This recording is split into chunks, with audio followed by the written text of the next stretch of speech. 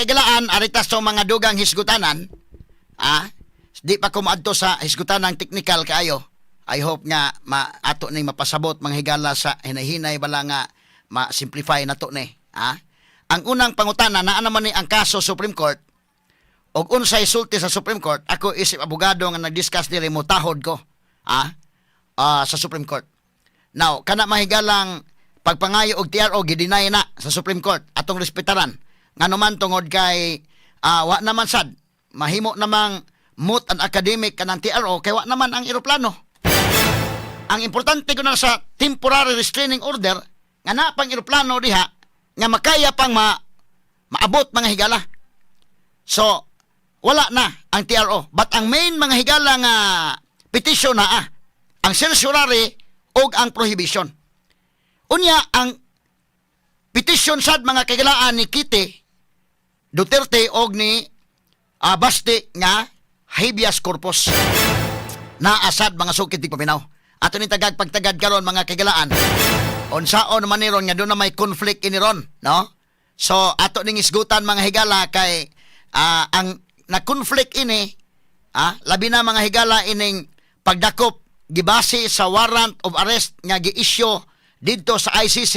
Ang gikontra niya nining warrant sa ICC ang atong fundamental law nga mao ang konstitusyon.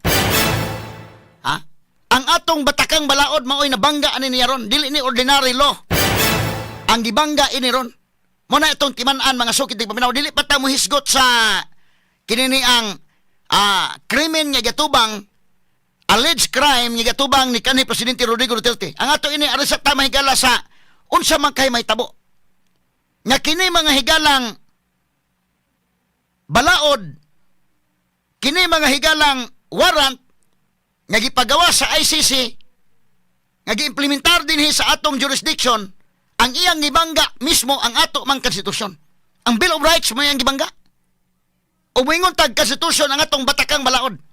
Ang atong fundamental law didto mga higala. Sa to pa ni sugot nga ang atong gisandigan nga balaod nga mabuntog lang niining balaod sa langyaw. Straight to the point. Mani dakong question ron.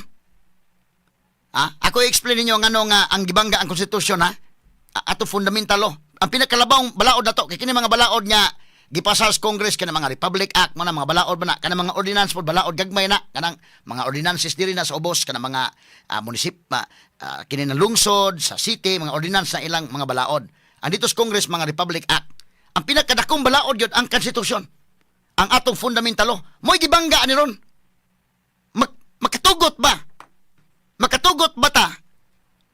Kini mangutan na lang ko kay naa naman Supreme Court na makatugot ba ka ang atong Supreme Court? Pero kung sa decision Supreme Court mo tahod ba ta? Para nako mo kuan ko dili ni sa ingon nga pag influence. Ang pangutanan nako makatugot ba ka ang ato mahigalang soberenya sa Pilipinas nga ang atong fundamental law gibangga niini karon ug ang atong fundamental law maoy na ukang mo'y mapildi ani? Mo ni dakong question. Unya, ako i-explain ang basis. Unya, pag-implement lamang ka na ang abogado di kasod. Rights man na sakyos.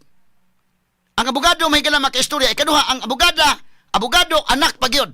Vice Presidente wa kasod. Wa na siya magkita ng Duterte dito sa kinini ang si Sara o si Digong. Wa magkita dito sa airport.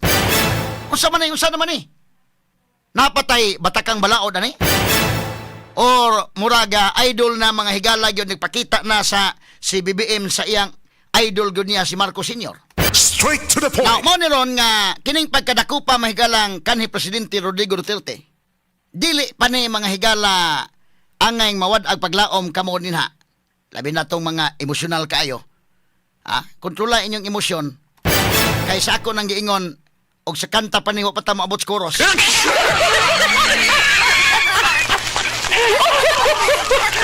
Kasi magdahaw man na mahigala nga ang mga Pilipino hasta dito sa the Netherlands nagkatapok sila mga kaigalan.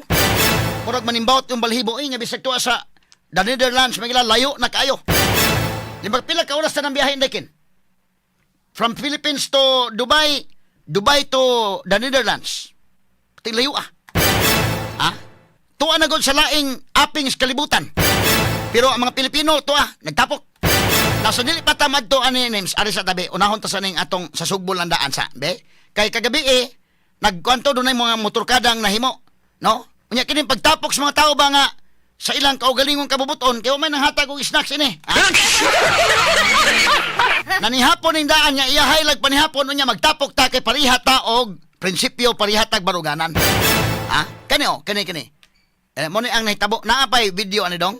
Ang kini siya sa kuan ito gabi inilabay. Okay. Okay. Masakinan, no?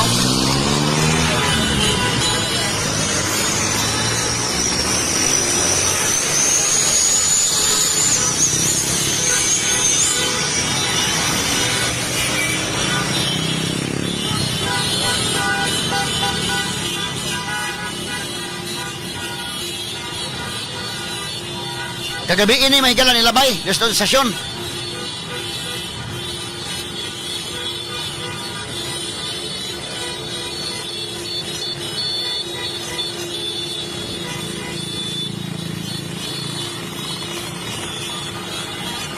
Kani sa mga four wheels ni, lahi pa ito mga nagmotor o niya taon. Akin yung mga nagmotor. Bebe, sige no. Muna siya? Okay, sige. Sa Cebu pala ni unya nato ipakita to sa Netherlands na taon. Sa Cebu ni, mga nagmotor. Nagasaba-saba sa kadalanan, pagpakita sa ilang simpatiya mga higalan ining mga panghitabo karon pagpakabana, no?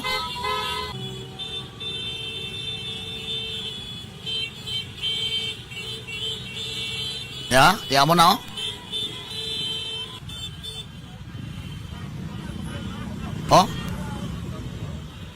So sinabot ni sila mga kikilaan, wa man ingon niya kwan.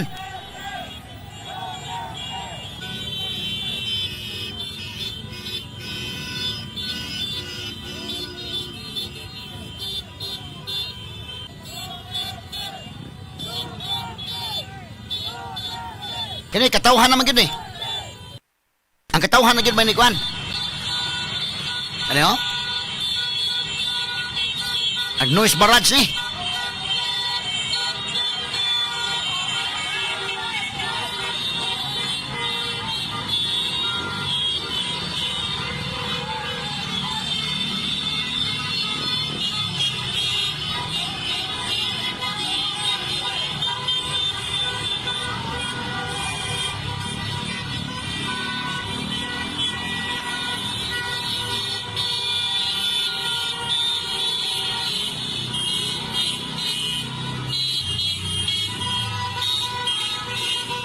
Daghana niyo.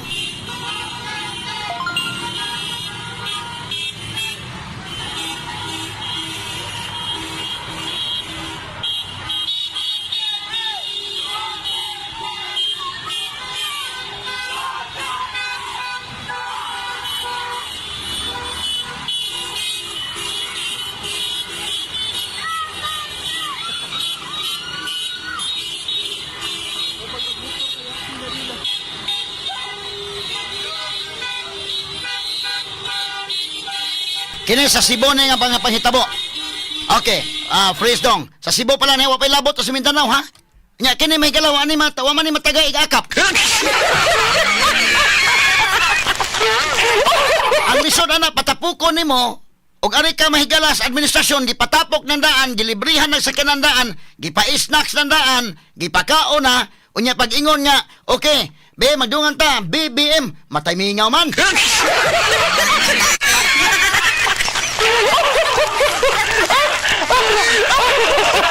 Pero kini may galawa man ang ilang pagadto voluntaryo man Kani sa kwan pa lang sa Cebu pa lang Di arita mga kagalaan sa kwan. Yan naman nakakita sila sa aktual nga sitwasyon ron.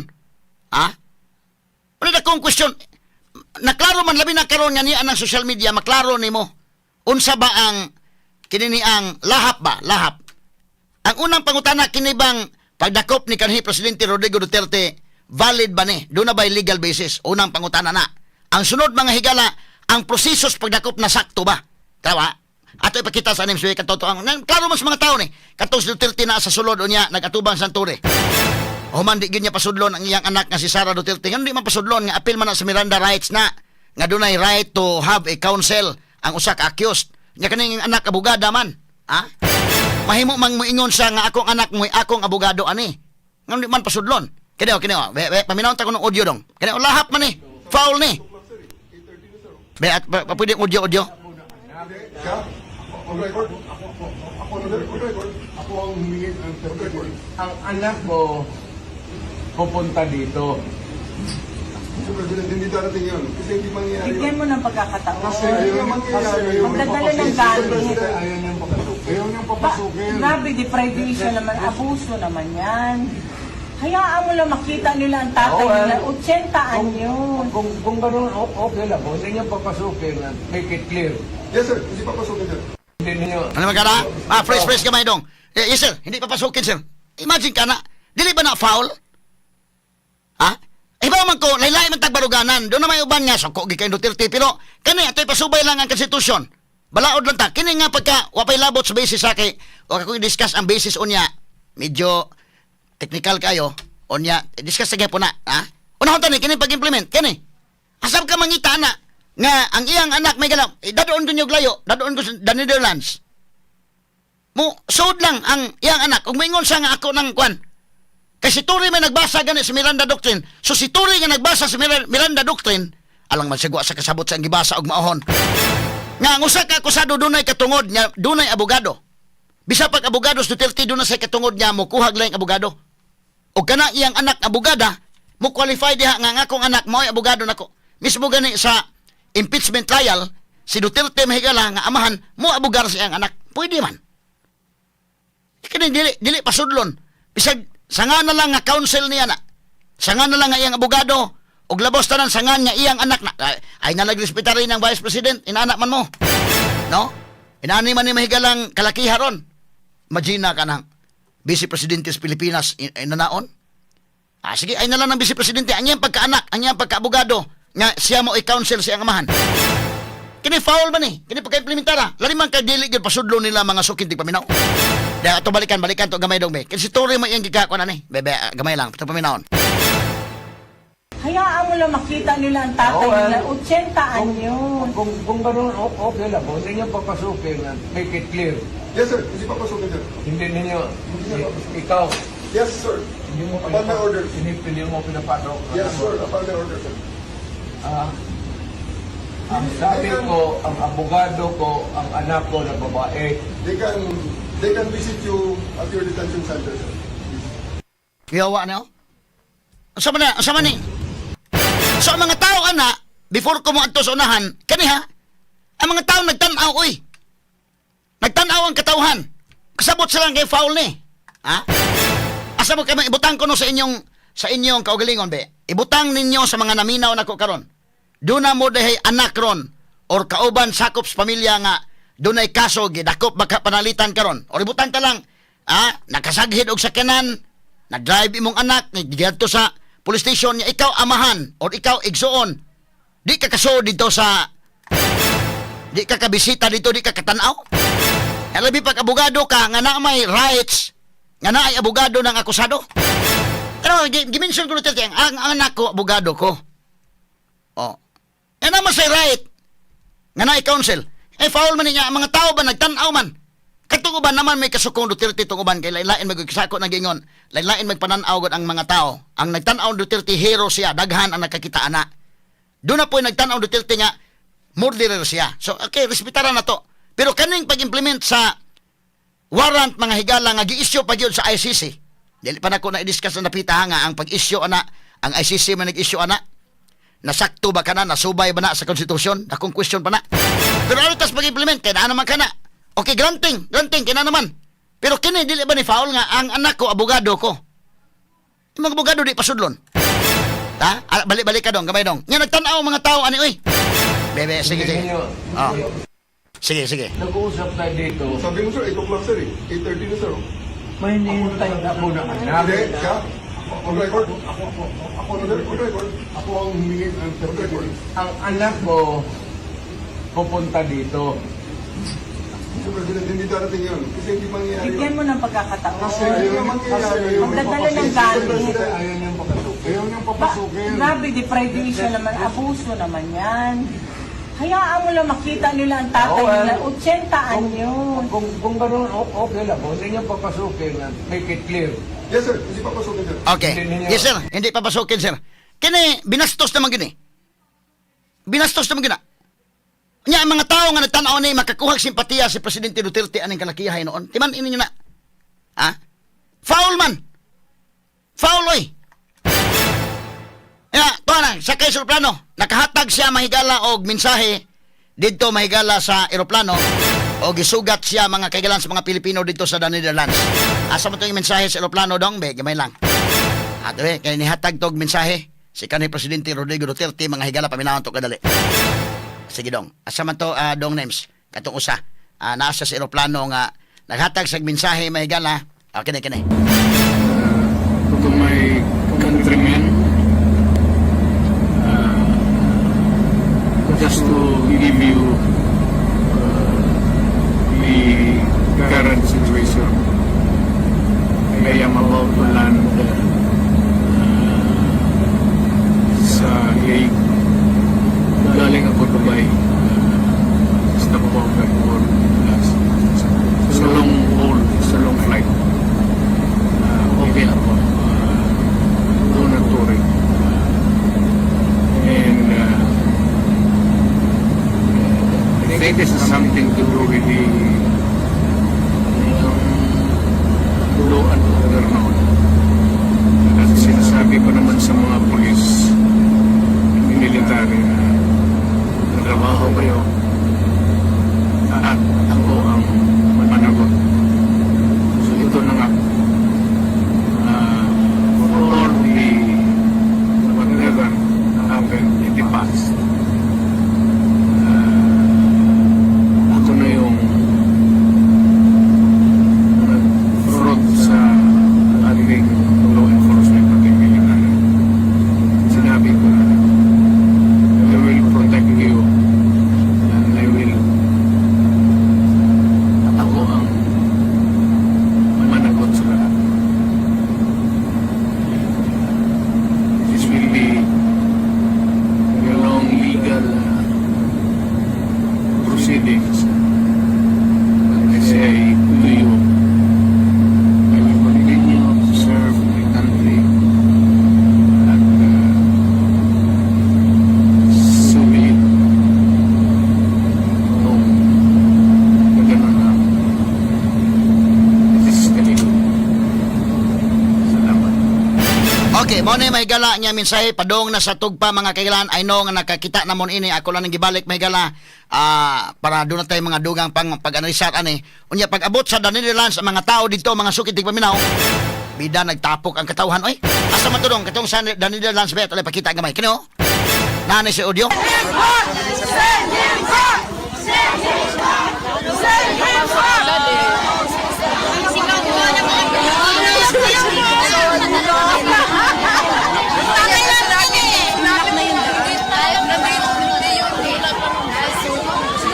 Send our tatay back!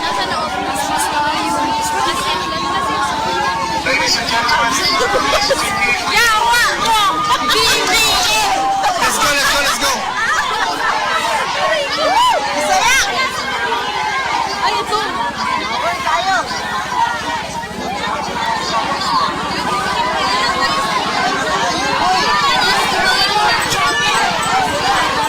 Ano daw? Tayo? Kabila na naman? Sa kabila daw tayo, sabi. Ah, hindi dito. Sa kabila daw. Bakit daw? Siguro may dadaan. We will see. Baka. Kini mga Pilipino dito sa gawas iso man yung patapukon pero yan tapok oh. Guys, grabe guys. First time ever. First time pa mo. Lights on camera guys. Hello. Hello. Grabe na Everybody to, sa so mga Pilipino. emotional dito po guys. Sabi po. First time di ko nun oh.